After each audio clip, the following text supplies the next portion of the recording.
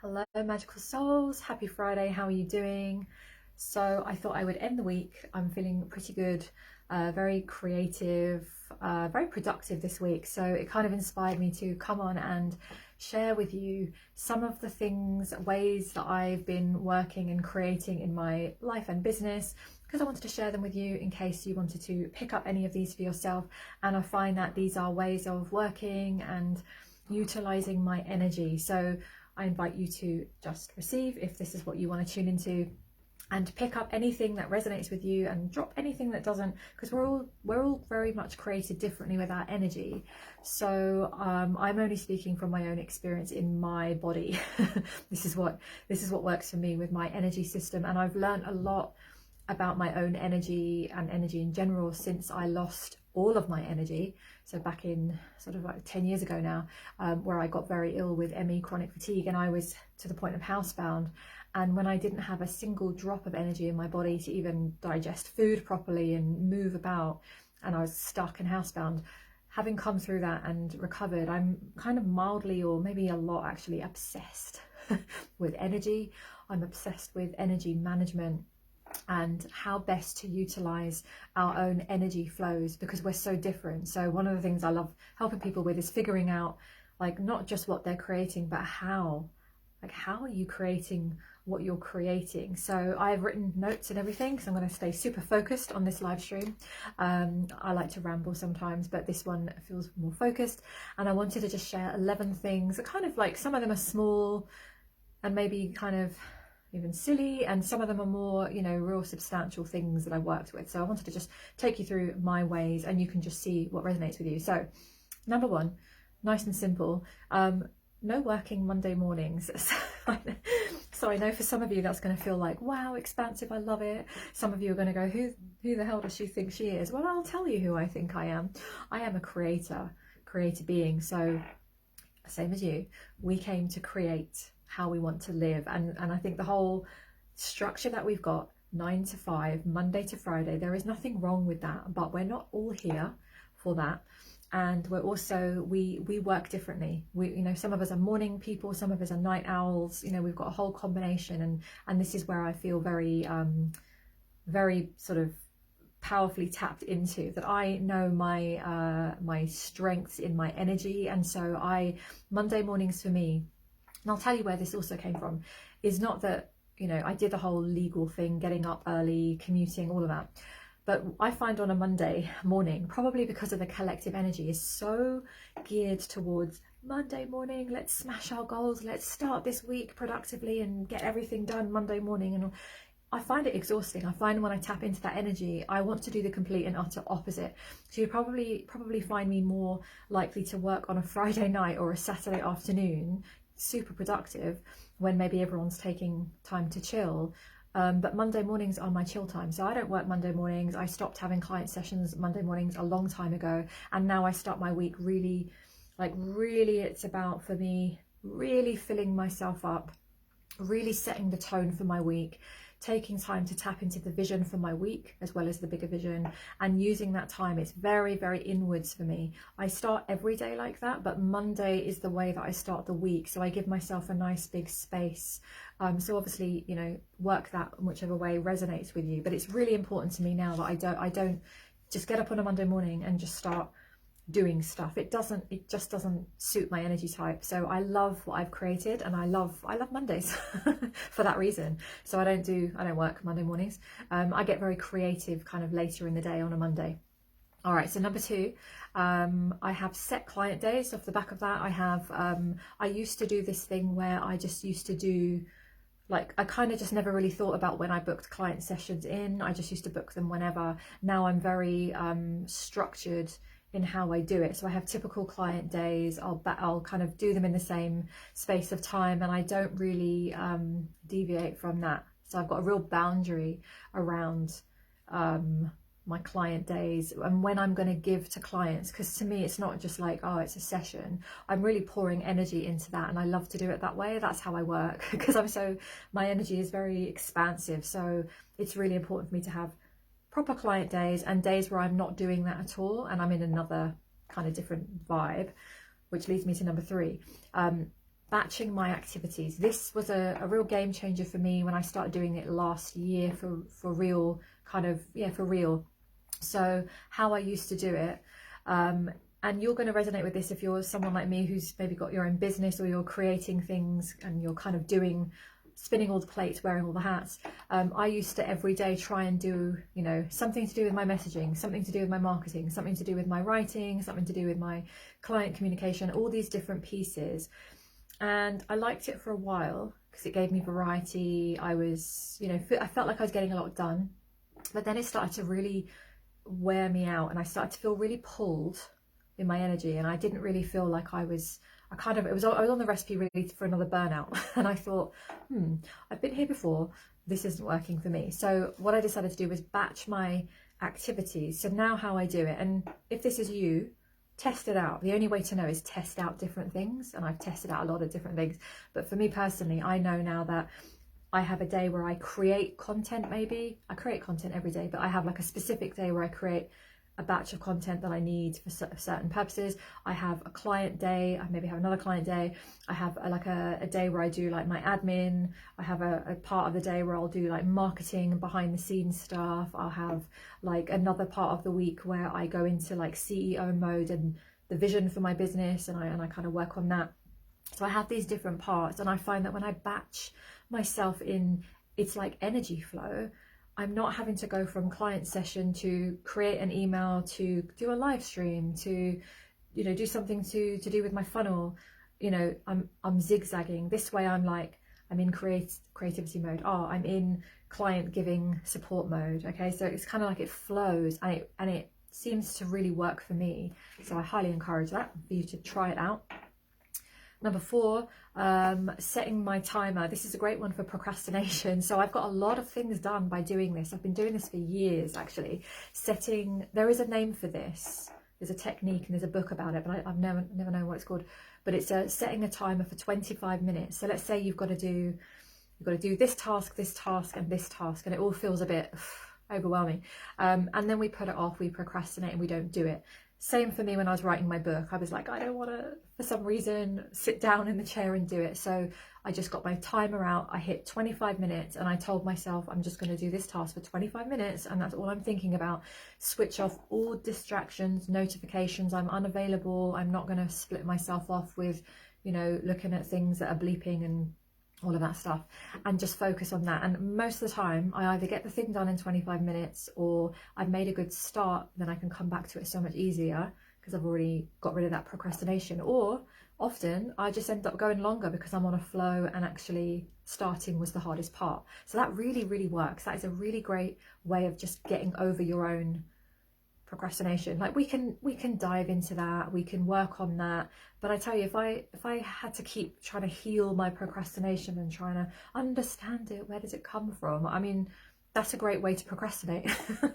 Right? So rather than start to heal and shift it, you can do that if you want to, but actually taking the action is going to get you out of it a lot quicker than trying to work out why you're procrastinating, because that can be another form of sneaky self-sabotage.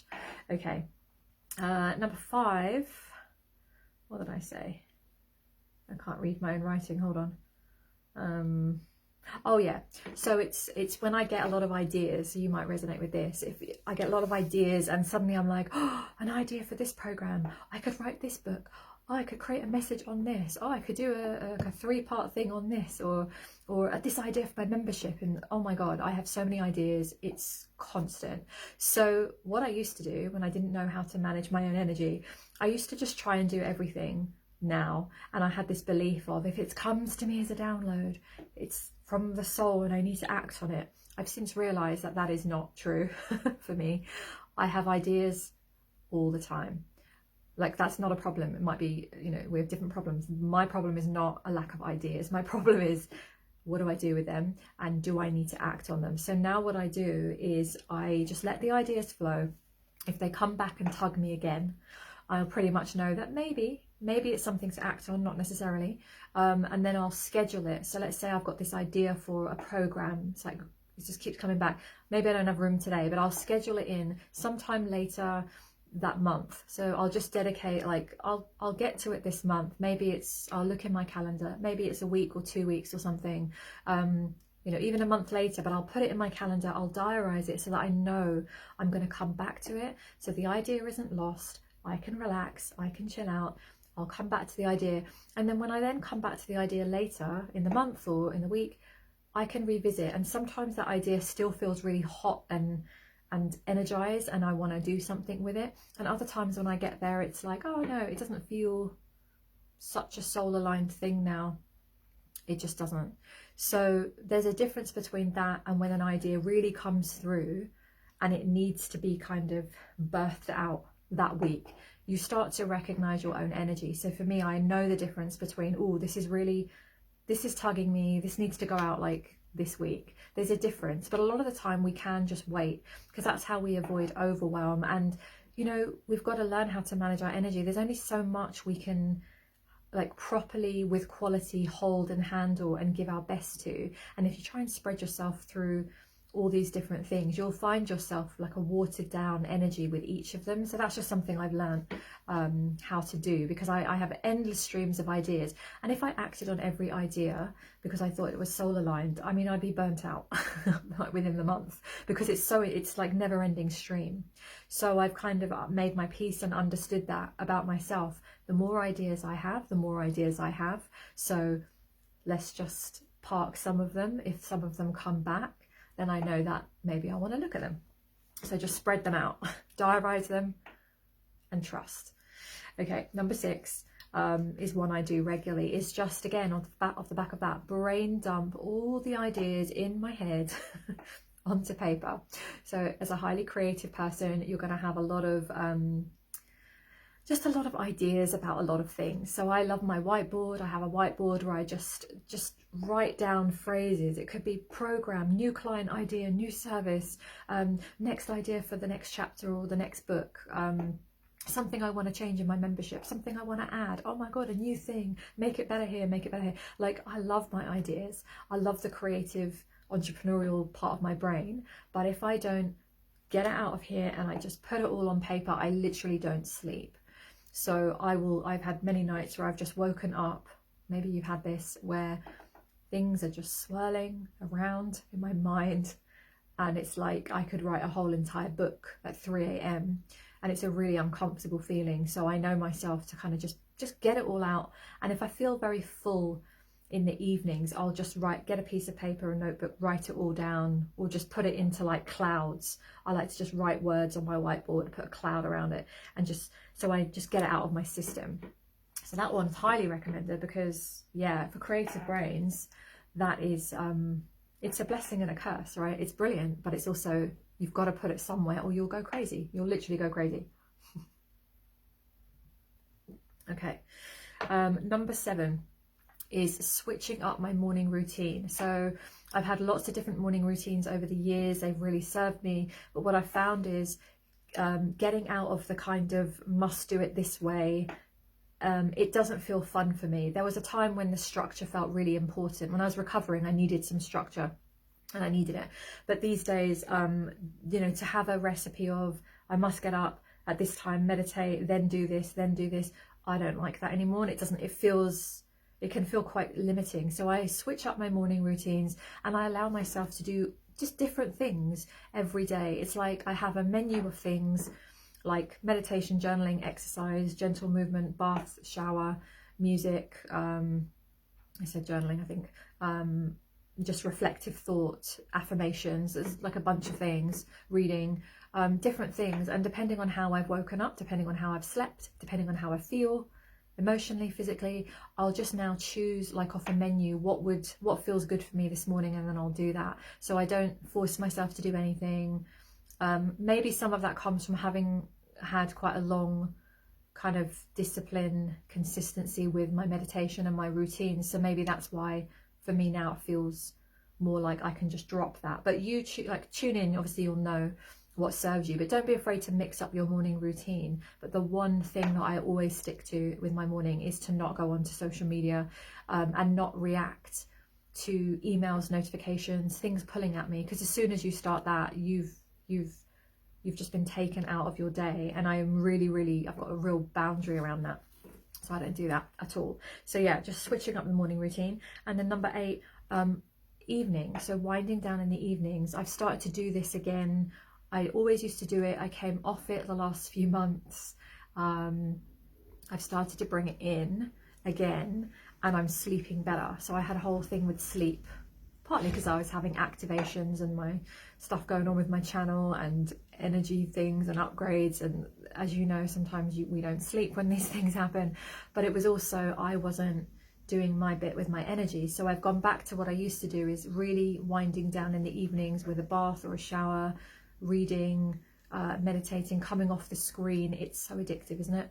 So addictive to just keep scrolling. So I kind of really trying to bring that in, and it's really working for me at the moment. So wind down in the evening, because that's important, and sometimes we don't think to do that. So that's that one. And then number 9, yeah, this is a huge one for me. I move with my ebbs and flows of energy. So I used to try and kind of replicate what I was doing as a lawyer, getting up in the morning, set time, working all day. That's my alarm going off, reminding me of things. I used to get up in the morning and, you know, do the kind of commute and then work all day and then come home, chill out in the evenings. And then every day was the same routine, which is typical of many. So now, because I work for myself and I create my own, you know, daily routine, and I'm my own boss, I've really tuned into what is really true for me. So a lot of us are going through this deconditioning process of not following what you've been programmed your whole life. And again, this might resonate with you, it might not, but I found that with my own energy, and I learned about my human design. I am a projector, for those of you that know about human design. So I don't have a consistent energy source, which makes so much sense now when I look back at how I was living. So what it means is that it's not a question of having consistent energy. So if I try and have consistent energy, I'm kind of losing the battle already, because that's not how I work. So my voice is going, hold on.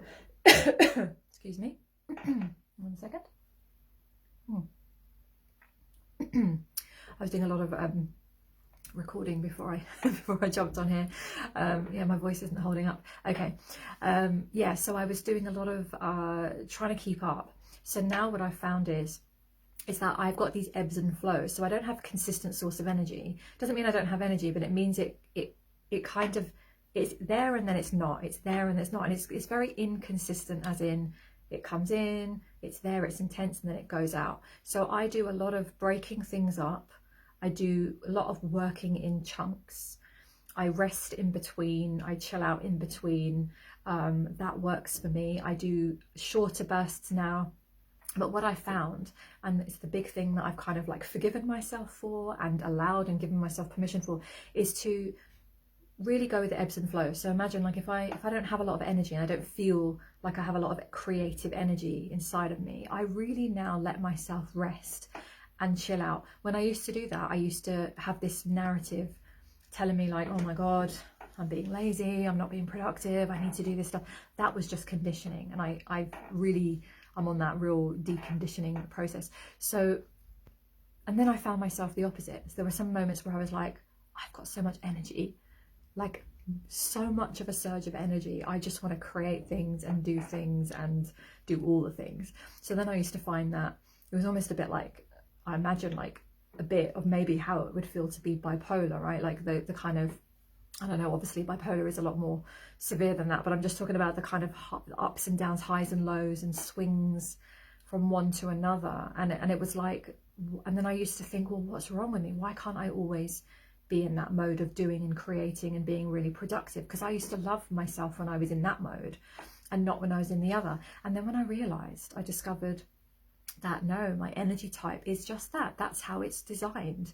So go with it. So now what I do is I give myself full permission. When I don't feel the energy, I let myself rest. I don't do very much in, say, my business, as in I create things, because I know that I'm in my rest period. I'm in my more reflective kind of living in the moment period. And then when the energy comes in, like ebbs and flows, when the wave comes in, I recognize, here it is.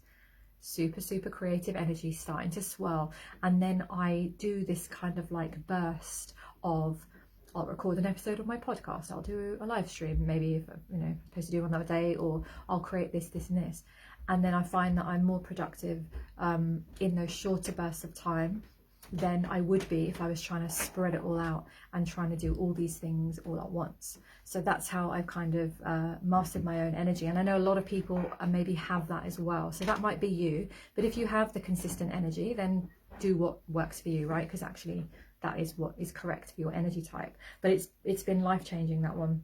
So I kind of, I work that now to my advantage, and I don't give myself a hard time when I don't feel it, because I recognize, no, that's just how my energy flows. That was a huge one. And then the last couple, number 10 is regulating my coffee. I love coffee, always have loved coffee, but I don't now use it as a way, like a crutch, like a way to zhuzh up my energy or to rely on that as a source of energy. In fact, if I wake up tired, what is that? Hot chocolate. Hot chocolate, thank you. I was thinking that's a great timing to bring a cup of coffee as I was saying that. Thank you. That was Michael bringing me a hot chocolate. Right, where was I? Yeah, coffee. Yeah, so I'll just drink this for a second. Hold on. That is good. Always time for hot chocolate. So yeah, with coffee, if I what was I saying? Yeah, so if I wake up and I'm tired and I'm like, oh, I really feel tired, I actually won't drink coffee, because I don't like drinking it because it's this thing that's gonna artificially wake me up. I just don't like drinking it from that space. So I typically am the opposite. If I'm rested and I feel good, I'll enjoy a cup of coffee for the taste of it, and then I'll go softer. If I'm feeling tired, I'll drink more water if I feel more tired than usual. So I just keep that under regulation, because it can sneak up on me quite easily. If I have one and then I have 2 cups, that can easily lead to 3 cups, and then I start feeling like it's too much for my system. So I keep an eye on that one. That one serves me. And then finally, number 11 is I check the fun and lightness levels in my life, in my business, and adjust if needed. So if I find that, this happened recently, I found that I just suddenly realized I just wasn't having fun in the way I was creating things or what I was creating, and I just sat with that, because for me, fun is the top of the list of priorities in what I create. I don't feel like there's any point in creating something. I'm not saying it has to be fun all the time, because sometimes we do things that are difficult and challenging, but I mean, if overall it's not feeling fun and joyful, then what's the point? Because I knew from my illness, I learnt that lesson. It's not about sacrificing our fun and enjoyment for later, for 5 years, 10 years, or whenever we've mastered the thing, because there's always more to do. So it's a real priority now. So I do that check-in. How does it feel? Am I enjoying what I create? Does it feel fun? Does it feel light? Especially that's easier to answer if I've rested and slept, like I'm not like massively sleep deprived, because then nothing feels fun from that place, right? And it also includes hot chocolates, because that is important. So yeah, that's what I try and do. I kind of sprinkle fun and lightness over my business, over my creativity, over what I'm creating in my life, in my personal life as well. And all of these things added together really do create an energetic signature, right? Because our energy is the most important thing. I take it from someone who completely lost hers, and I know how that feels. Like, our energy is our life force. So that's why I'm obsessed with energy management. I'm always trying different ways. I'm always changing things up. I'm testing. I experiment with how I do things, the timings of when I do things, the approaches I use. So, I'll keep you in the loop if I discover any new things, new ways of being. So yeah, I just wanted to share that with you. 11 different ways of really like utilizing your own energy. And maybe some of them resonated with you, and maybe you can adapt, or might just give you a few ideas of where you can just look at your own energy and see where you want to tweak it.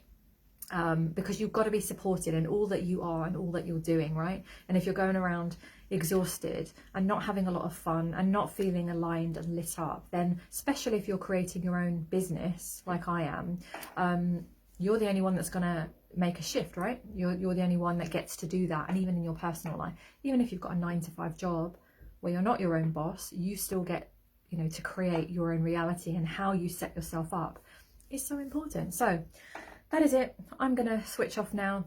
So thank you for tuning in. Feel free to leave comments. Let me know which ones of those resonated with you, which ones maybe you do or would like to try, or make sense to you, or if you've got any other little tips you want to share, feel free. And of course, I'll just leave the link above in the description, so you can check out. I have a link there that kind of has all my stuff, like book, podcast, social media platforms, ways to work with me, things of that nature. And if you're watching now around this time that I'm recording, just a reminder of High Level Channel, which is the new service I offered. So excited, I put that out was it this week? I think it was this week, around activating your channel as a new channel, or activating your channel further if you are already an intuitive or a channeler. That's a new service I've added to my business. So excited about that. So check that out if that's got your name on it. And also, as an offer I've got just for the month of February, if you're tuning in around this time, life and business expansion package, where it's to work with me one-to-one, where we can get you into your next expansion. And it's a bit of a structured way of working. So we're going to do specific things, get some clarity, really shift the energetics, and do the action taking at the same time. So if you've got any stuckness and you know you want to move in a different direction, you would like my guidance, that's an amazing service, and there's a great offer on for the month of February. And if you're checking back in after February, you can still check that out for the current price. All right, so that is it, and I will love you and leave you. Happy Friday. I hope you've had a good week. Have a wonderful weekend, or whenever you're watching this, and I will speak to you again soon. Okay, lots of love. See you soon.